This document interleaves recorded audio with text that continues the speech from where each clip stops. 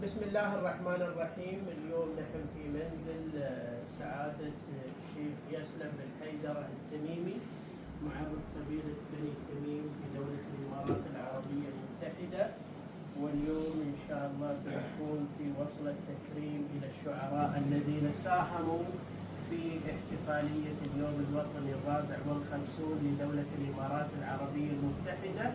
فإن شاء الله هناك كلمة سوف يلقيها سعادة الشيخ يسلم بن حيدر التميمي بهذه المناسبة قبل التكريم وقبل الاحتفالية بإذن الله. حياكم الله، مساكم الله بالخير. نحن هذه الايام نحتفل بالعيد الوطني الخامس الرابع والخمسون لدولة الامارات العربية المتحدة، وبهذه المناسبة السعيدة نرفع ايات التهاني والتبريكات الى سيدي صاحب السمو الشيخ محمد بن زايد ال نهيان رئيس الدولة، والى صاحب السمو الشيخ محمد بن راشد ال مرزوق نائب رئيس الدولة رئيس مجلس الوزراء حاكم دبي، والى اعضاء مجلس الاعلى حكام الامارات، والى اولياء الامور.